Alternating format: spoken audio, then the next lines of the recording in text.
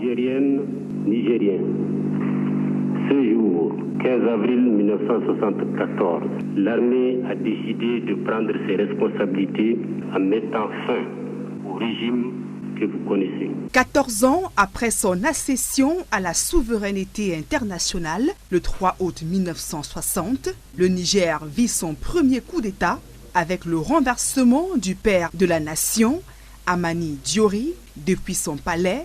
Le tout premier président est mis aux arrêts par un groupe d'officiers avec à sa tête le commandant en chef Seyni Kounti. L'assaut fait 3 morts, dont la femme du président déchu, tuée alors qu'elle résistait à son arrestation.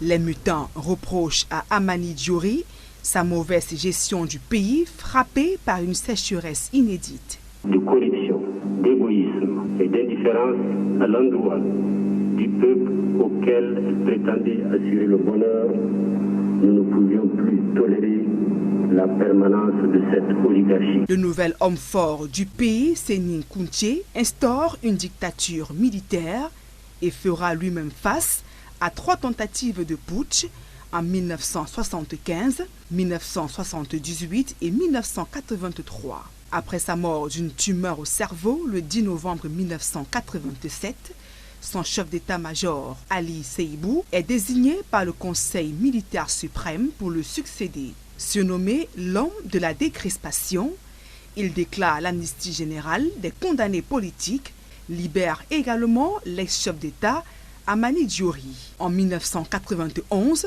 une conférence nationale désigne un gouvernement civil qui mène le retour à la démocratie.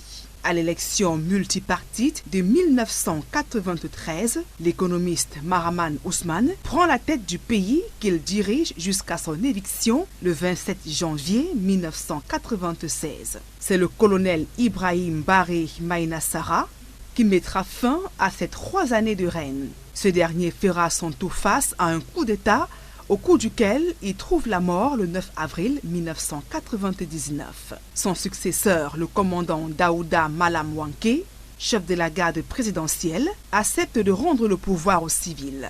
Le 24 novembre 1999, Mamadou Tandja, ex-militaire et leader de l'ancien parti unique, est élu président de la République. Le 18 février 2010, il est renversé par des militaires. En 2011, Mahamadou Issoufou remporte l'élection présidentielle. Le Niger vit alors un retour à l'ordre constitutionnel. Ses 2 mandats épuisés, Mahamadou Issoufou quitte le pouvoir 10 ans plus tard. Et c'est Mohamed Bazoum, l'un de ses ministres clés, qui lui succède après avoir remporté le second tour, le 21 février 2021.